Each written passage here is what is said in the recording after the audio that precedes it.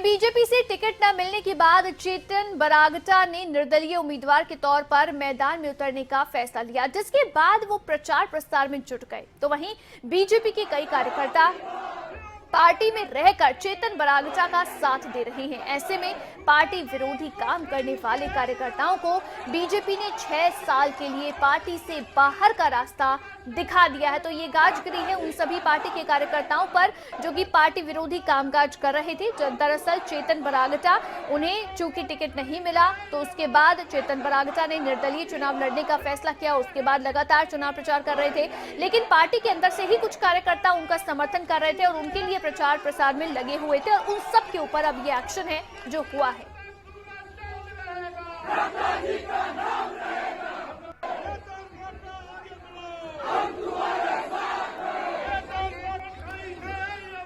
और इसी पर ज्यादा जानकारी लेंगे मनोज धीमान, हमारे संवाददाता हमारे साथ लाइव जुड़ गए हैं। मनोज, ये बड़ी कार्रवाई है जो हुई है, कार्यकर्ताओं के ऊपर 6 साल के लिए बाहर का रास्ता दिखा दिया है।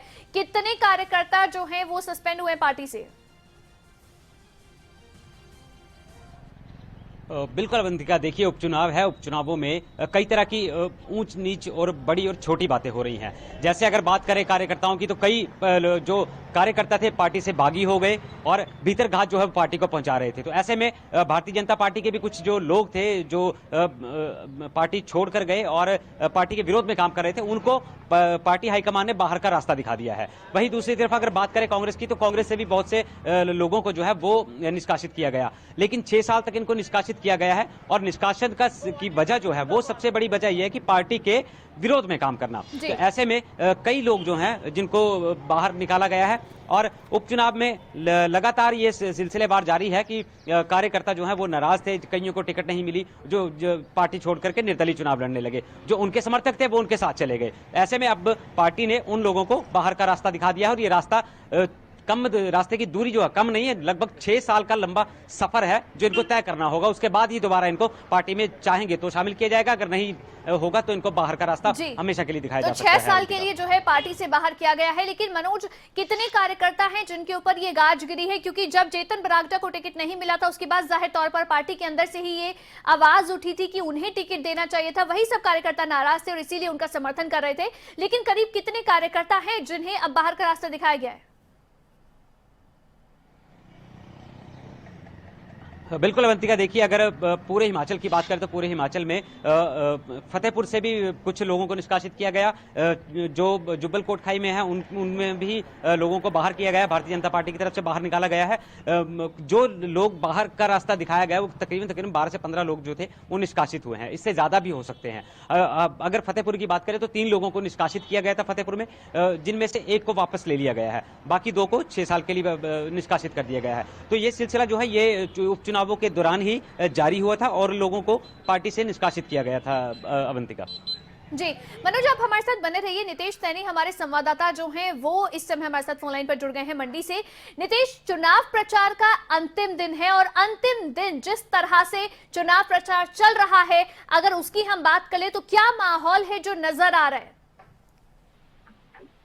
जी, मैं आपको बताना चाहूंगा, मंडी जिला का लोकसभा उपचुनाव यहाँ पे जारी है। उसका आज अंतिम दिन प्रचार का लगभग शाम 6 बजे यहाँ पे जो प्रचार है पूरी तरह से थम जाएगा और मुख्यमंत्री जयराम ठाकुर ने अपने अंतिम दिन यहाँ पे प्रचार के अंतिम दिन यहाँ पे कसोक विधानसभा क्षेत्र में और सुंदर विधानसभा क्षेत्र में एक जनसभा को संबोधित किया और कुछ ही देर में मुख्यमंत्री जयराम ठाकुर सुंदरनगर शहर के शहरी क्षेत्र में एक जनसभा को संबोधित करने जा रहे हैं। और मुख्यमंत्री ने यहाँ पे सुंदर विधानसभा क्षेत्र के कांगू में एक जनसभा को यहाँ पे संबोधित किया और वहाँ पे कांग्रेस पे कई तीखे जुबानी हमले भी यहाँ पे किए। और मुख्यमंत्री जयराम ठाकुर ने यहाँ पे कहा है कि जो मंडी लोकसभा का उपचुनाव होने जा रहा है उसमें भारतीय जनता पार्टी की एक शानदार जीत होगी। और उन्होंने कांग्रेस पर भी जोरदार यहाँ पे हमले करते हुए कहा कि कांग्रेस का कई राज्यों में खाता भी नहीं खुल पा रहा है, जो शर्मनाक है। जी नितेश, कांगू में मुख्यमंत्री ने जनसभा को संबोधित कर दिया है, उसके बाद अब मुख्यमंत्री कहां पर पहुंच रहे हैं और कब तक पहुंचेंगे? जी, मैं आपको बताना चाहूंगा, सुंदरनगर विधानसभा क्षेत्र के कांगू में यहाँ पे एक जनसभा को यहाँ पे मुख्यमंत्री जयराम ठाकुर ने संबोधित किया। उसके बाद मुख्यमंत्री जयराम ठाकुर ने यहाँ से सुंदरनगर के शहरी क्षेत्र अंबेडकर नगर के लिए रवाना हो गए हैं और कुछ ही देर में वहां पे एक जनसभा को वहां पे संबोधित करेंगे। उसके साथ ही जो प्रचार अभियान है हिमाचल प्रदेश में चुनावों को लेकर वो भी पूरी तरह थम जाएगा। जी, चुनाव प्रचार जो है वो थम जाएगा जाहिर तौर पर, बस अब थोड़ा ही टाइम और रह गया है, थोड़ा ही समय और है और इसीलिए पूरी कोशिश इस समय में की जा रही है कि जनता के मन को टटोला जाए। लेकिन नितेश, जनता जो है वो क्या इन जनसभाओं में बढ़ चढ़ कर पहुंच रही है? किस तरह का मूड जनता का नजर आ रहा है?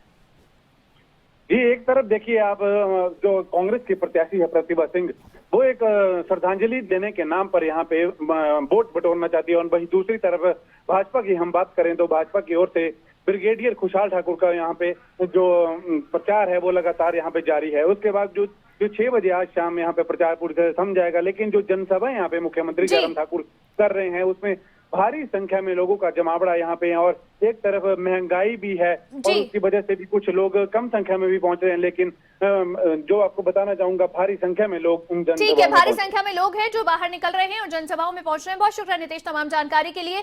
अरुण उनियाल हमारे साथ ब्यूरो चीफ जो है वो फोन लाइन पर जुड़ गए हैं। अरुण, अभी क्योंकि अंतिम दिन है और अंतिम दिन की अगर हम बात कर ले तो कैसा माहौल है जो नजर आ रहा है, आप किस तरह से देख रहे हैं इसे? देखिए अवंतिका, चुनाव प्रचार का अंतिम दिन हो और उसमें राजनीतिक दल अपने पूरी ताकत झोंकते नजर न आए, ऐसा हो नहीं सकता।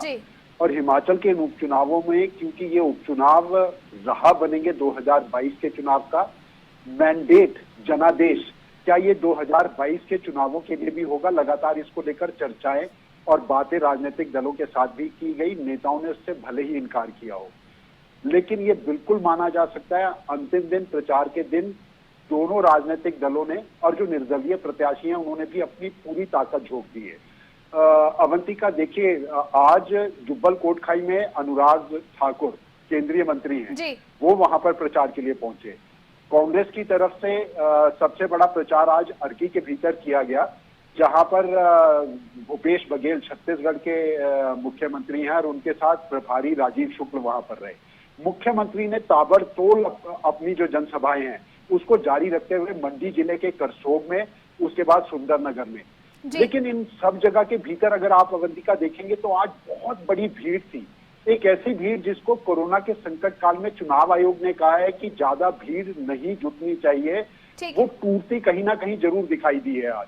लेकिन ये ताकत दिखाने का जो खेल है, चाहे चेतन बरागटा निर्दलीय लड़ रहे हों, चाहे रोहित ठाकुर कांग्रेस के जुब्बल कोटखाई में लड़ रहे हों, चाहे करसोग में मंडी मुख्यमंत्री की भीड़ उमड़ी भीड़ हो, तो पूरी ताकत यहाँ पर देखी गई है। डोर टू डोर प्रचार होगा, लेकिन वो मुद्दे सबसे ज्यादा महत्वपूर्ण हैं। वो क्या अंडरकरंट के रूप में काम करेंगे या नहीं करेंगे, वो महंगाई से जुड़ा मुद्दा है और यही चुनाव की दिशा और दशा बदलेगा। बिल्कुल अरुण उनियाल, क्योंकि इस समय देखिए 4 सीटें हैं जिन पर उपचुनाव है हिमाचल में, एक लोकसभा की सीट है और उसके अलावा हम 3 सीटों की हम बात करें, जुब्बल कोटखाई हो, अर्की हो या फिर फतेहपुर की सीट हो, यहाँ विधानसभा की सीट पर उपचुनाव है।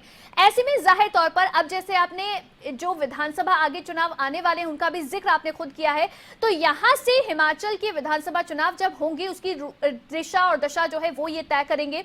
क्या यहाँ इन सीटों पर स्थानीय मुद्दे जो हैं वो हावी होते हुए नजर आ रहे हैं? क्या जनता स्थानीय मुद्दों को ध्यान में रख रही है? क्योंकि आप लगातार नजर बनाए हुए हैं, जनता से भी संपर्क में हैं, नेताओं से अभी आप बात कर रहे हैं, तो उस मामले में आपको किस तरह की स्थिति नजर आ रही है?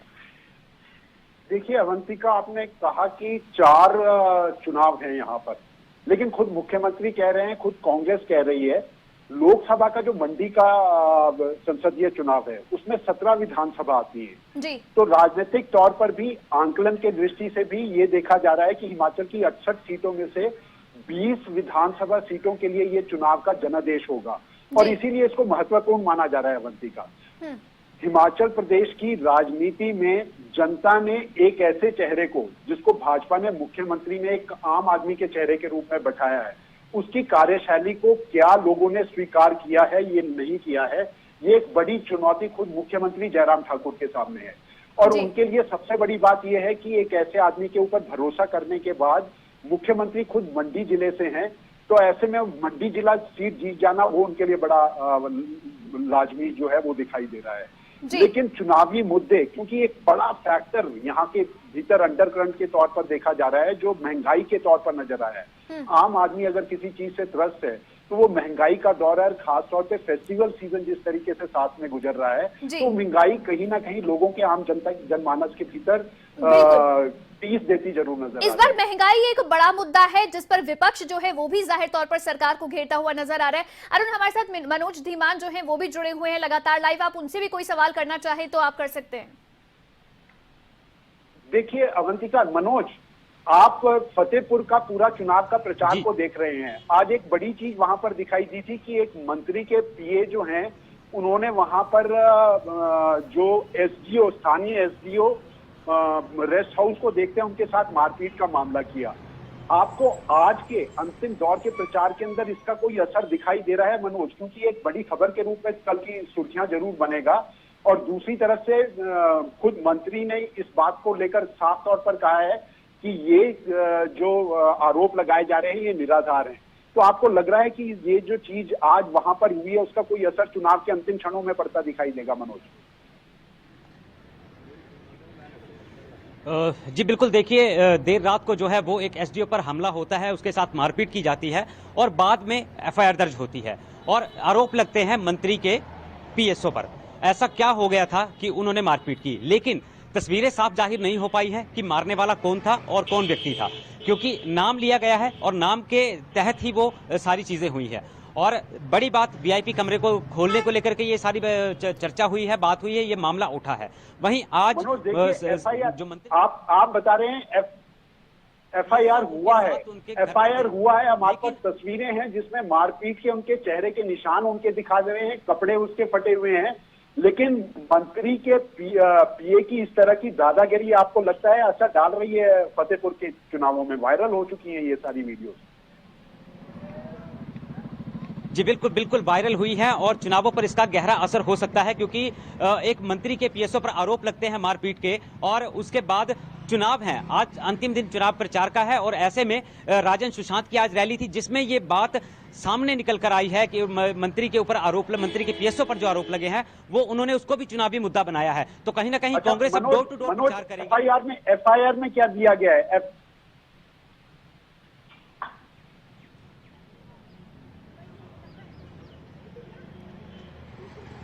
मनोज, आप सुन पा रहे हैं मेरे को? जी जी। चलिए अवंतिका, एक बड़ी खबर आज के रूप में जो दिखाई दी है अवंतिका, वो फतेहपुर से जरूर आई है। एक वायरल वीडियो हुआ है जिसमें एसडीओ के साथ मारपीट की गई है और ये मंत्री के पीए की जो ऊपर आरोप इस तरह के लगे हैं और उसने एक भूचाल सा जरूर मचाया है।